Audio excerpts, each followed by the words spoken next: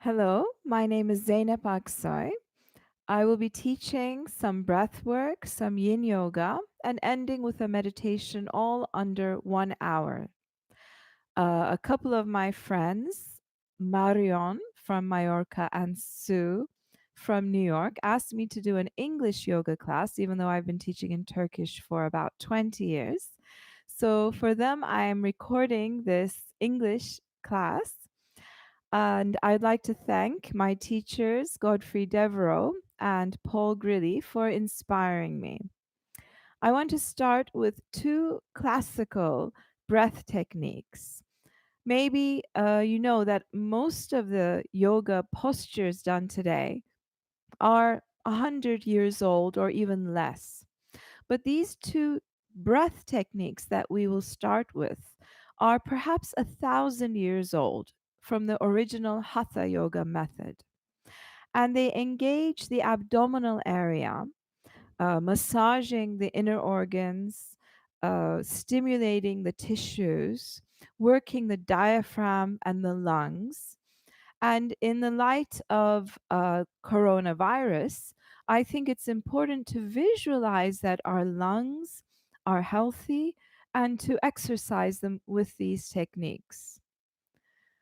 Our abdomen, our intestines are also extremely important in our immune system. So, by stimulating this area, we're also helping to strengthen our immune system. So, we will start with setting an intention. And my intention today is mindfulness, mindfulness in John Kabat-Zinn's definition of being kind, non judgmental, and approaching the situation in a friendly manner.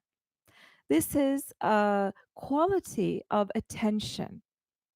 So when we go on autopilot, our attention tends to be always comparing, always judging, always not being completely satisfied with the moment, having a goal towards a change. Instead, in yoga and meditation, it's helpful to cultivate the being sense, the sense of acceptance and mindfulness.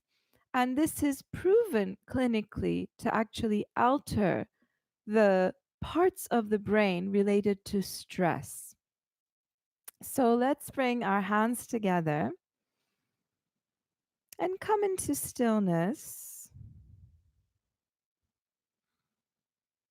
And just for these 50 minutes or so, maybe we can exercise our mindfulness muscle, having the intention of being kind, non judgmental, and friendly towards whatever's happening, in this case, towards our breath, our body.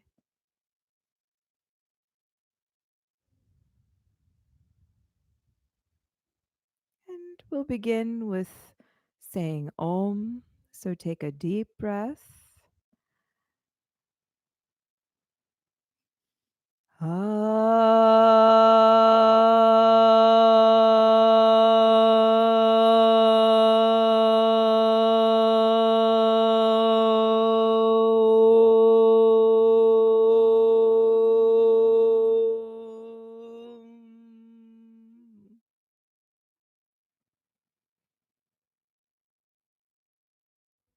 And bringing your hands down, we'll begin with Kapalabhati. So short, forceful exhalations, breathing in towards your lower abdomen. And as you exhale, pulling your belly in fast and breathing out rapidly through the nose at the same time. So each inhalation is passive, spontaneous, and the exhalation is forceful. And you can put your hands on your belly to see if you can allow the breath to fill the belly on each inhalation and continue with the pumps through the nose on the exhalations.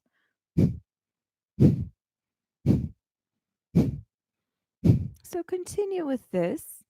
You can release the hands from the belly if you feel comfortable, and it can be quite rapid the more familiar you get with this practice. And if you're just beginning to do it today, maybe taking more time between each pump and moving more slowly.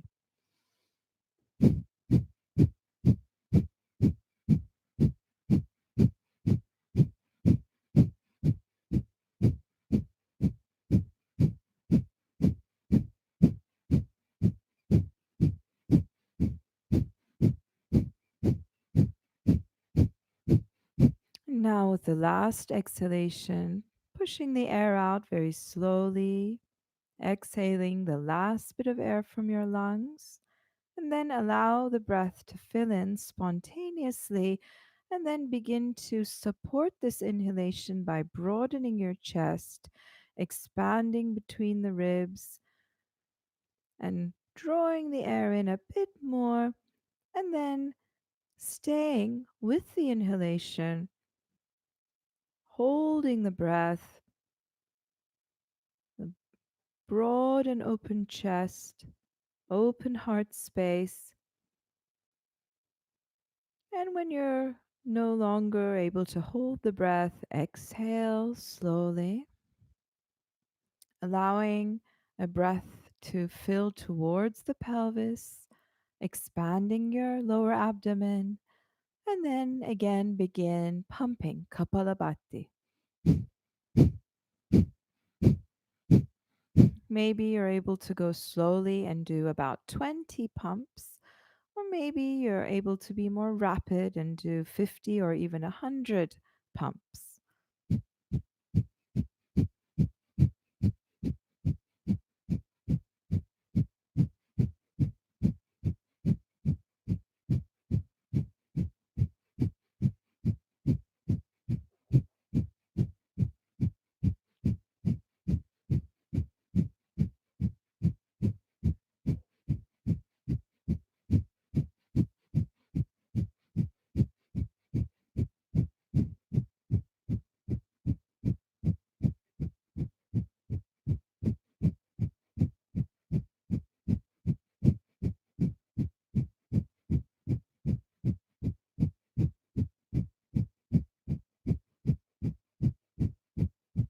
Exhale the last breath very slowly, squeezing your lungs as if they were a sponge.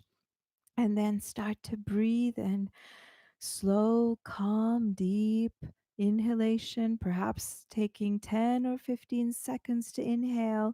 Broaden the chest, open the heart space. Imagine your lungs easily filling with air and hold. And hold the breath only as long as you're able to do so comfortably. So you don't have to wait for my signal. You can exhale right before you become uncomfortable holding the breath. And then allow again the breath to travel down towards the pelvic floor, broadening your lower abdomen naturally as you inhale. And then begin the last round of Kapalabhati. Continue at the pace that's comfortable for you. So we adapt the techniques to our body, our situation at the time, without overextending ourselves, knowing there's always more time. The more we practice, the more comfortable all of these become.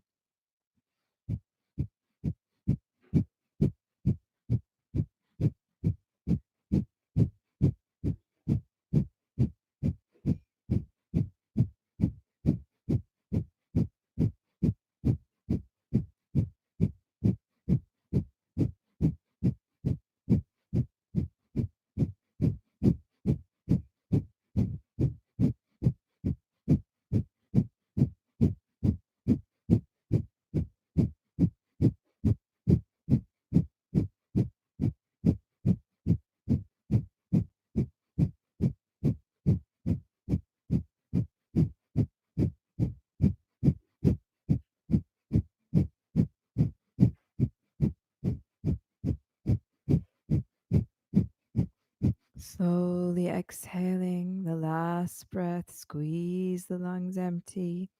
And then as you inhale, imagine the lungs being clear and air being able to reach every last bit of your lungs, filling, broadening, and then holding the breath. Maybe 10, 15 seconds. Maybe not today.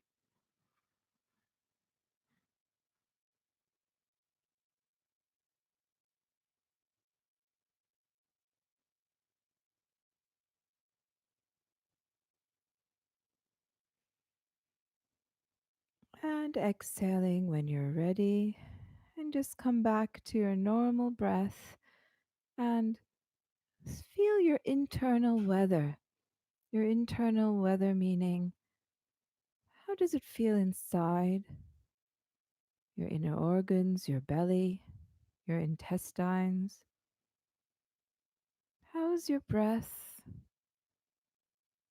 Your heartbeat? So, without seeking any certain sensation, being open without expectation to just what's happening now.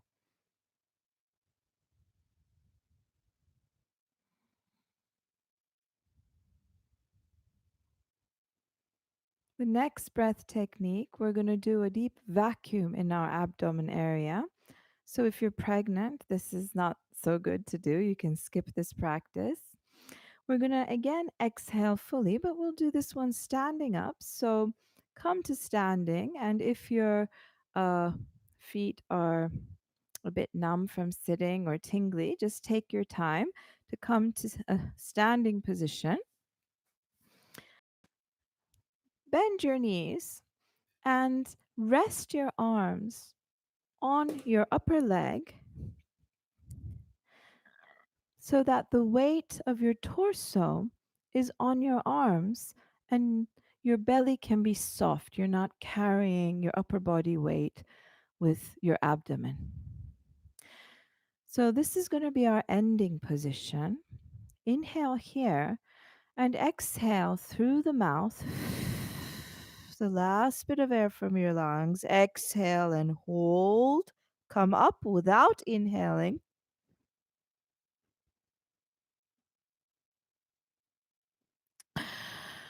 Creating a vacuum in the abdomen area. And then when you inhale, your abdomen relaxes again. So when we exhale and hold and come up without inhaling, we're creating an abdominal pressure, which makes the abdominal muscles suck upwards and creates a deep massage in, again, our inner organ area. So we'll do it again together. Exhale fully through the mouth. Hold, come up without inhaling.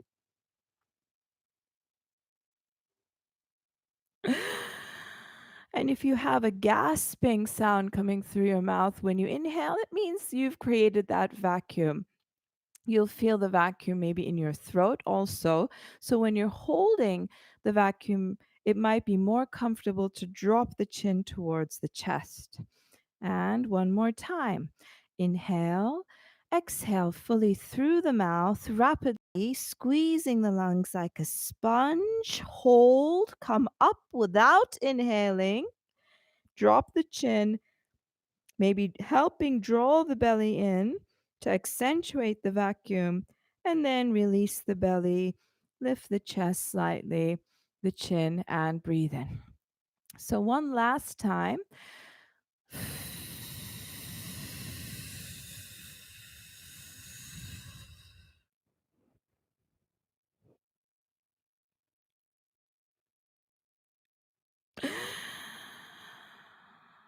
Yes. And now doing just a short vinyasa, again from Paul and Susie Grilly.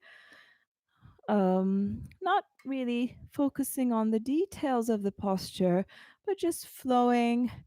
And we're going to be going down with our head and up with our head rapidly, doing some twists with the spine. and stimulating the vestibular system, so the sense of balance, which is in our ear. And we'll also be doing forward bends, backward bends, and twists with the spine. Um, as in all postures, you can allow your feet to be mobile. So, how open should your feet be? Experience and a bit of experimentation will tell you in time how you want to place your feet. And the direction your feet are facing may change as your upper body changes. So when you're folding forward, perhaps your heels will move out, or quite the opposite. As you fold forward, perhaps your heels move in and your toes move out. So everybody has a different bone structure. The way the femur fits in with the pelvis, sits in the acetabulum, will change from person to person, and thus the direction of the feet may vary slightly. So if you haven't tried yoga like that before, maybe you can experiment now for just a few minutes and see how that feels. So start with your legs wide, extend your hands forward, and begin to curl the fingers in: pinky, ring, middle finger, index finger, thumb, your wrist. Bend your elbows, roll your shoulders back as you bend your knees into horse pose, pushing the arms out. Fold forward, remember the feet can move, and drop your head.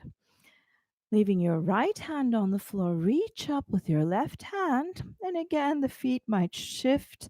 I've come up onto my right heel, my right toes are lifted. Coming down to the center, place the left hand on the floor, lift the right arm, twisting your spine up. Bring both hands to the floor, sweep the floor, bringing the energy up from the earth, and rotate your palms the other direction at chest level and release the energy up into the sky. Folding forward with straight legs, let your arms drop back for drinking bird. Bend your knees deeply, extend your arms up for extended horse. Drinking bird, straighten your legs, drop your arms back, and this time with straight legs, squeezing your legs together slightly, extend your spine, extend your arms forward, up, and bringing the energy down from the sky through the center line and towards the lower abdominal region, allowing your palms to be soft, as if you're holding a ball of energy between your palms. Remain here and feel your breath, feel your heartbeat. You can always adjust your feet so you are more stable. And again, extend your arms forward. And you can work as hard or as soft as you like, maybe working the joints a bit harder, working the muscles harder as you squeeze your fingers, your wrists, your elbows. Roll your shoulders back and push out to the side as you come into horse pose. Fold forward, let your feet be mobile, drop your head, right hand remains on the floor, lift your left arm up, rotating your spine. Both hands towards the floor, lift your right arm up. Both hands come to the floor, sweeping the energy from the earth, lifting it up and extending towards the sky. Drop forward with straight legs, drinking bird. Bend your knees, extend your arms up. Extended horse. Drop forward, let your arms drop, drinking bird. And now, as if you were squeezing a beach ball between your legs, push your feet equally into the floor as you reach up through the arms and bring the energy from above through the center line towards the lower abdomen, and remain here just about a minute as you bring your attention to your interoceptive sense, again without judgment, without seeking anything. How's your heartbeat? How's your breath? How do your muscles feel, your bones. And we'll do it one last time. Extend your hands forward, maybe softly this time, bringing your fingers, curling them in, and roll your shoulders as you come into horse. Fold forward, drop your head. Maybe your right hand this time walks towards the right foot and you come into Teta Trikonasana, looking up towards your left hand. Drop forward, shift your torso over to the left foot, turn the left foot about 90 degrees. Lift your right hand, Uttita Trikonasana. Again, fold forward, come to center, sweep the energy from the earth up and release it towards the sky. Drinking bird, extended horse, drinking bird, and toning your legs towards each other as you extend through the spine, through the arms. Come all the way up, bringing the energy down from the center line towards the lower abdomen and staying here, feeling your palms, the air between your fingers. Maybe not today, but just taking your attention there. Maybe bringing your hands slightly together and drawing them apart as if you were holding a ball, a cloud of energy. And now place your hands wherever you feel in your body needs healing.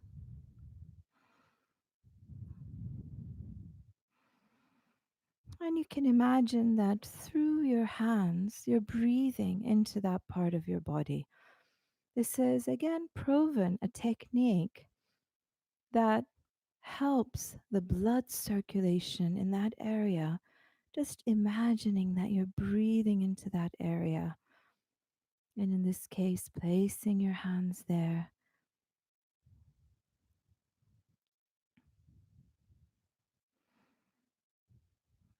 And now we'll come down for some Yin Yoga postures, starting with Dragonfly Pose. Open your legs as much as you can. Maybe your legs open much wider than mine, maybe not as wide. So, respecting the limits of your body, we're going to open our legs and then do a forward bend like this. So, we'll stay here for 3 breaths. And in yin postures, we are staying passive for a long time. So, just a minute ago, we were moving quite fast. It was a more muscular practice. In yin yoga, we're making the muscles passive, we're releasing our body weight to gravity, and this has a very different function. Now, stay here. You can even let your head go and completely release to gravity. And while you do this, I'll explain a few details about the posture. This posture especially stresses the adductor muscles that reach from your pubic bone all the way down through the inner femur bone. And there's one adductor muscle, the gracilis muscle, which attaches to the tibia at a very fine point. And if you're getting a pain that's very local, like you can find it with the tip of your finger, you don't want that pain because you could be damaging the tendon of that muscle. So if you feel a pain like that in your inner knee, you can put a pillow under that knee or under both knees, in fact, have the knees bent, supported, and continue to do the forward bend. If when you come to forward bend, when you come to the seated pose, you find that you cannot bend forward at all. In fact, you're kind of falling backwards, which is quite common for a lot of people. And maybe you can bring a pillow underneath your pelvis, and that will help you maybe tilt forward a tiny bit so that your head can drop forward and you're able to give your weight forward, and you're feeling tension also in your lower back, your upper back, between your shoulders, maybe dropping your head and staying like this. So it doesn't matter if you're not very flexible. What matters is that we are putting stress, a healthy amount of stress on the tissues, on certain parts of the body. And in this case, especially the adductor muscles and the thoracolumbar fascia, which runs all the way from the tailbone to the base of the skull. So we remain with this healthy stress. So, stress is necessary for the tissues to remain healthy. And we remain with this stress, releasing to gravity just for about 3 to 5 minutes in the Yin Yoga postures.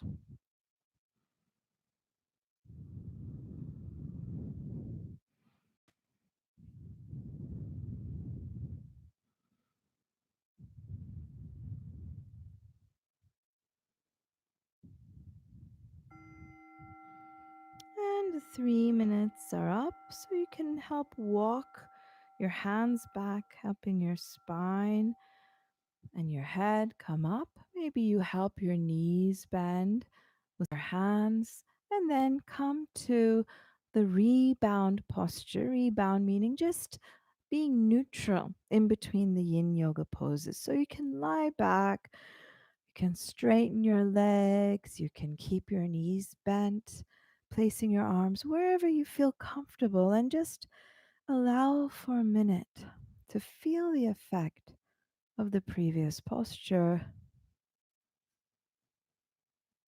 I will remain seated during the rebounds. So, the function of yin yoga is not a muscular practice, it doesn't stimulate the vestibular system balance in the ear or the proprioceptive sense like the other active yang yogas do. Yin yoga is more interoceptive. So you're feeling, you have an inner sense of what's going on.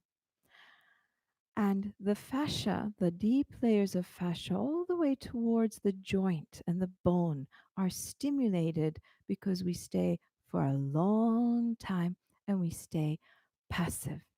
And this is said to stimulate the deeper meridian levels. There are four levels of meridians, from the more superficial to the deep.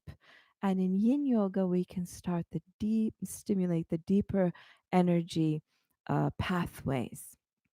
So the next pose we're going to do will be placing either a yoga block, which you may not have. So I use books. We're going to place several books under our pelvis. So it looks like this. We're going to lie down, push the feet into the floor, lift the pelvis up, and slide the books under, and then straighten our legs. So, what are we stimulating here? We want to have a sense of opening in the front of the pelvis. So, our hip flexors are stretching open, and maybe we feel a bit of constriction in our lower back, which we want. We actually want to remind the lower back that it does have a curve, because from sitting too much, we tend to get a straightening of the lower back, which can cause hernias and many other problems. So I will time again 3 minutes for this pose. How many books you want to put under your pelvis is again up to you, based on how you feel today. Doesn't have to be many, just a couple of books may be enough. So lie back, bend your knees, Push your feet into the floor, slide the books under your sacrum so they're comfortable, and then extend your legs. You can always change the location of the books so that you feel more comfortable. They're not under your lower back, they're under your bum, pretty much. Your arms can be placed anywhere you feel comfortable. So, in our yin yoga practice, we're not concerned with an aesthetic approach to the posture. It doesn't matter what we look like, pretty much. It matters how we feel in the posture. And this approach helps you start to turn inward and actually take responsibility for what you're doing with your body. So if I was always telling you where to place the foot, exactly what to do with your hand, and if I was concerned with the aesthetic approach, maybe you would be able to push your body into a certain pose, but you wouldn't be able to connect perhaps the way you feel with the positioning of the posture. So you're not giving the authority to me, you're taking on the authority of your body, and you can adjust the posture to your own body. And in this case, you can place your feet as far apart or as close together as you want. You can make less books or more books under your pelvis. You can place your arms whichever way you want, and you can even come out of the posture before the time. So, viewing it as an approach to not maybe necessarily change our bodies, even though, yes, they do change through the application of the postures. But this is a time and space to get to know our bodies, to become familiar with this vessel, and to form a relationship with it which is kind, non judgmental, friendly, without expectation.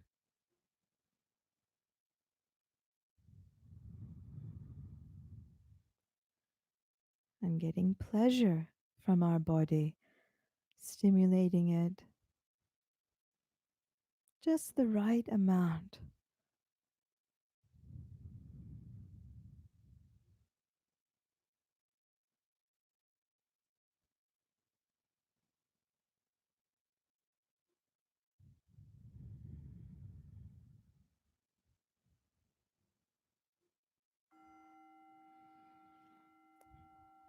So now the 3 minutes are up.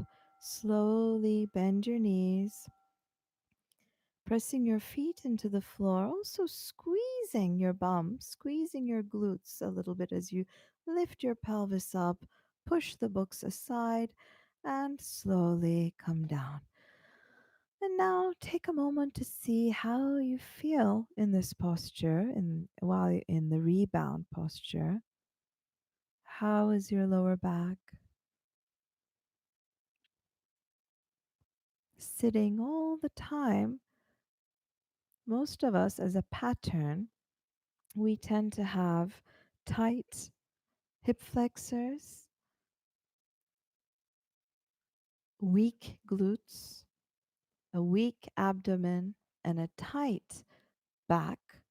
And this pattern starts to create problems.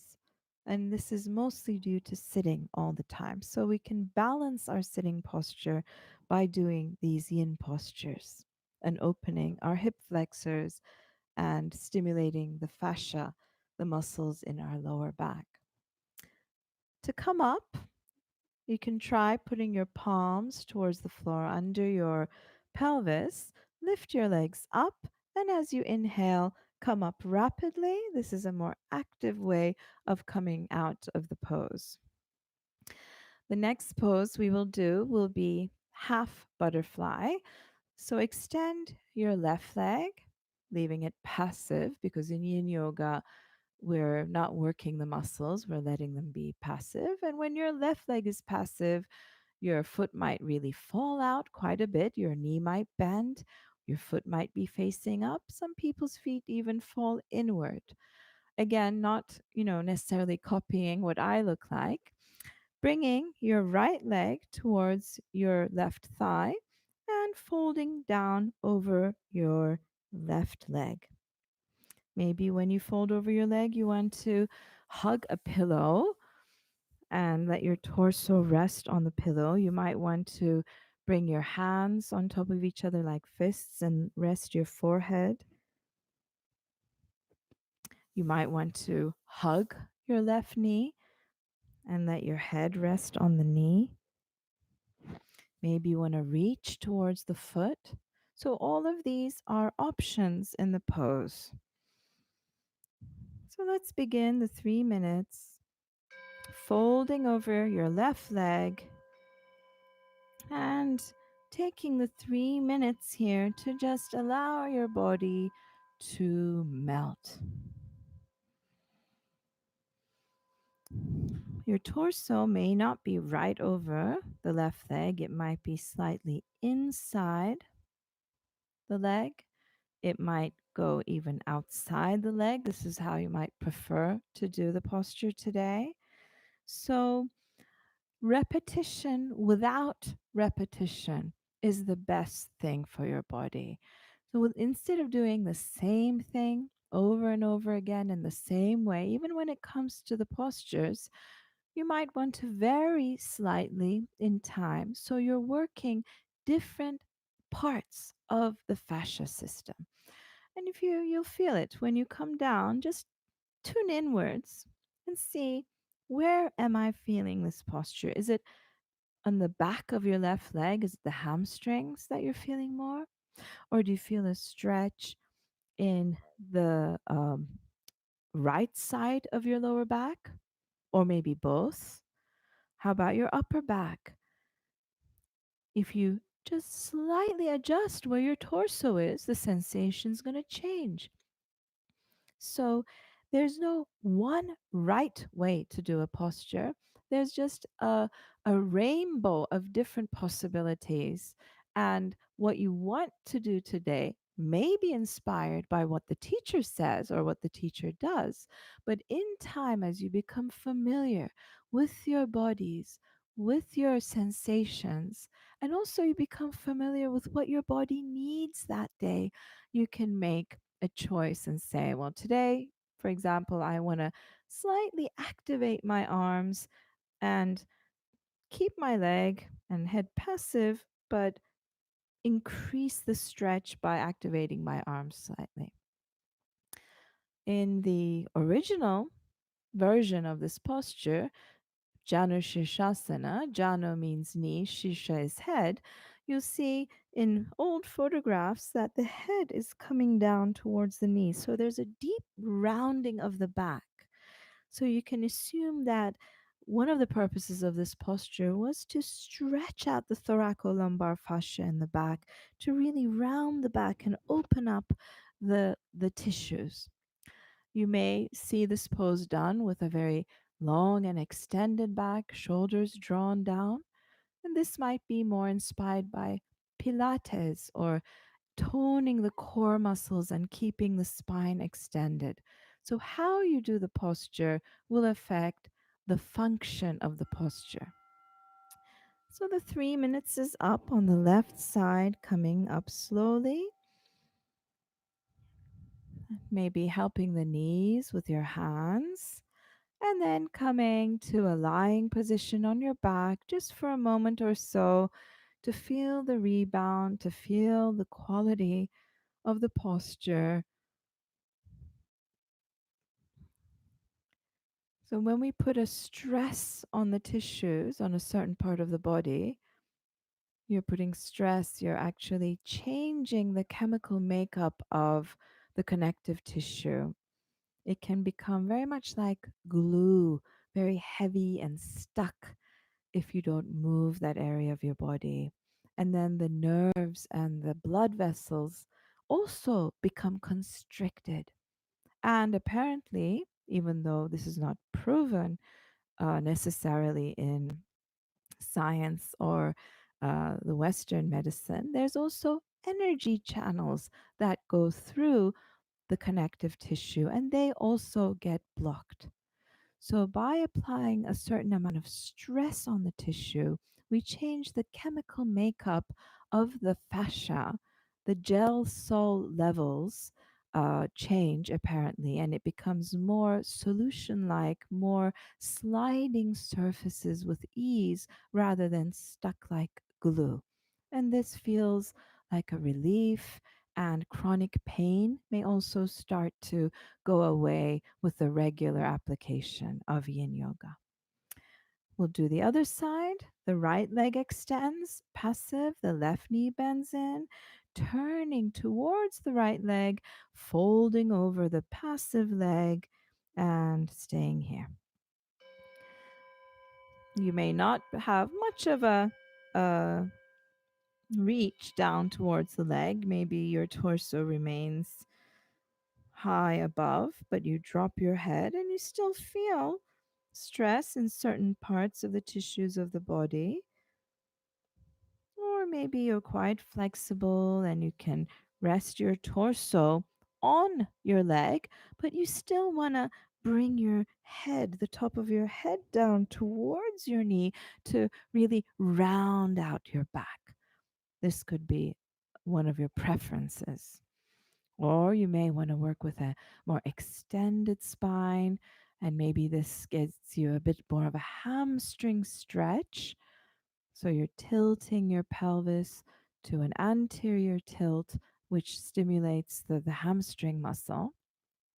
So there are many, many possibilities in just one posture, and with time and experience, you'll start to discover them all.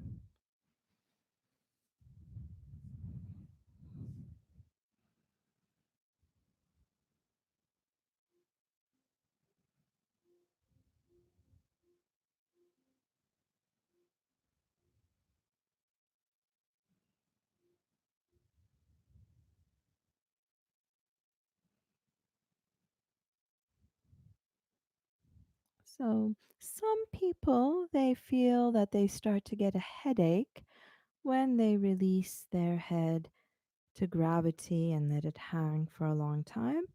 If you find that's your experience, then you can always relax all the parts of the body except your head and keep it slightly lifted in line with your spine and still receive many benefits from the posture.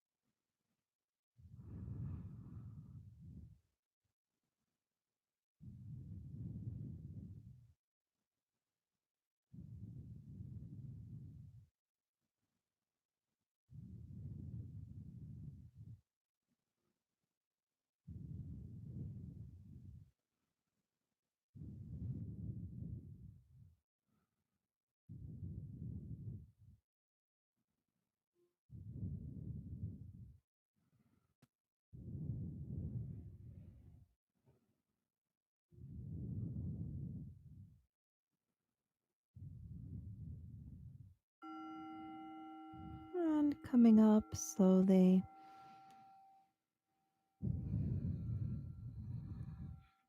Always take your time coming out of the yin postures and lie on your back or maybe in child's position or to your side, however you feel more nourished and comfortable as you rest.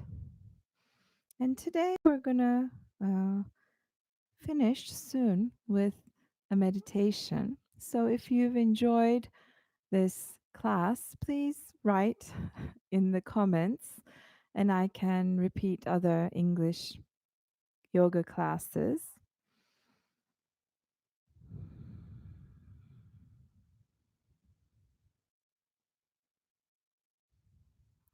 it wasn't a very long class, but I find that keeping it under an hour is also just enough time to be away from what you usually engage with during the day, and it makes you want to come back again the next day. That's how I have formed a relationship with these practices, that if I keep them short and enjoyable, then I can repeat them every day. And apparently, this is more beneficial than doing a very long practice, but say only once a week. So we would do a little bit every day, a little bit of mindfulness, a little bit of breath work, a bit of movement, a bit of yin. And now come up to a seated position for meditation, either coming up the way I showed you, like an active sit up, or you might want to roll up into your seated position for our final meditation. So bring a pillow under your pelvis, and if you're not comfortable sitting on the floor because your knees are not used to it, then please sit on a chair. Another alternative to the seated meditation posture would be bringing the pillow between your heels and bending your knees and sitting like this. So, in meditation, we're not looking to apply any stress or stretch. Um, we want the body to actually become quiet and focus on the more subtle energies of the breath and the mind. And in this meditation, we're going to bring our attention to the top of the head. And as we inhale, bring the breath down the spine towards the tailbone. So we're going to go up and down the Sushumna, the main energy channel, which is around our spinal cord and our spine. And as we exhale, we go up from the tailbone to the top of the head and perhaps even beyond. So you imagine the breath coming through the top of the head, traveling down the spine towards the tailbone. And as you exhale, imagine the breath going back up through this channel or this antenna and going back out.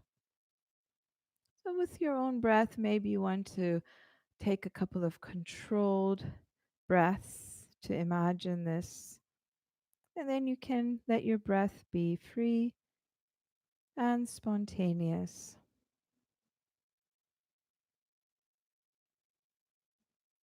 This is a Sushumna meditation. So imagine this channel, this main energy channel, as being your connection to the divine. That's how we are informed. And you can imagine, this is just a metaphor, but it might help to imagine that you're clearing this channel,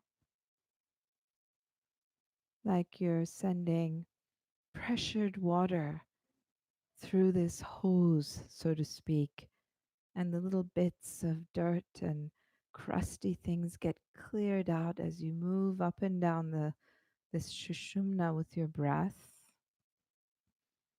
And Eckhart Tolle's wife, she was saying, using the metaphor as imagine yourself like a bamboo, and the hollow bamboo, and be hollow. Clear that space,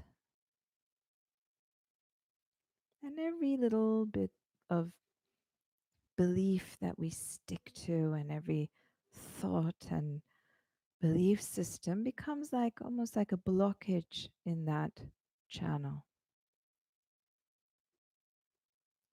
So it's like going beyond your thoughts, not thinking, not analyzing,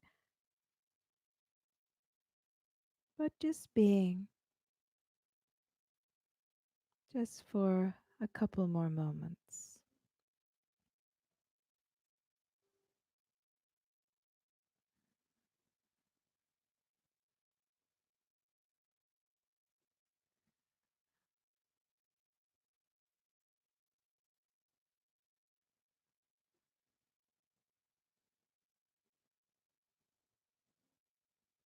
And how we react to any external event, whether it's coronavirus or a loss of a person or a loss of a job, whatever happens externally is met by our internal structure, how our brain reacts, the patterns that are already there.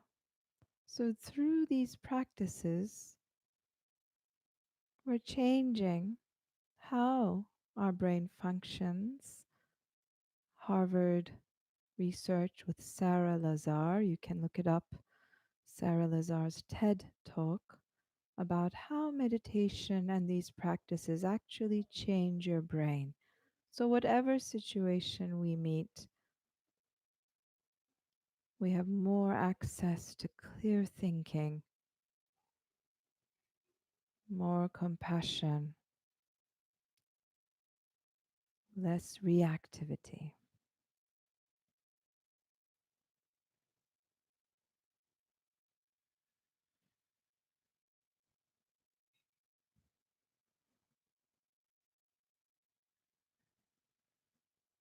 So, we'll finish again by saying Om. And I thank you for attending this class. And I hope to see you again in another class or workshop. David Cornwell is teaching meditation every day, I think about 4 days a week actually, at our Patreon website in English, and is also available for question and answer after his meditation. And the meditations, they vary day to day, from compassion to breath awareness to body scan.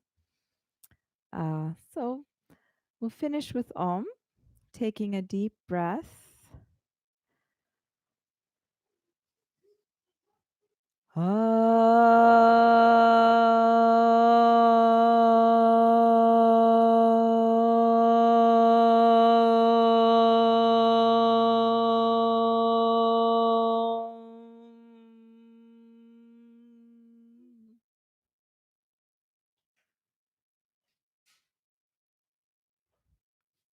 Thank you.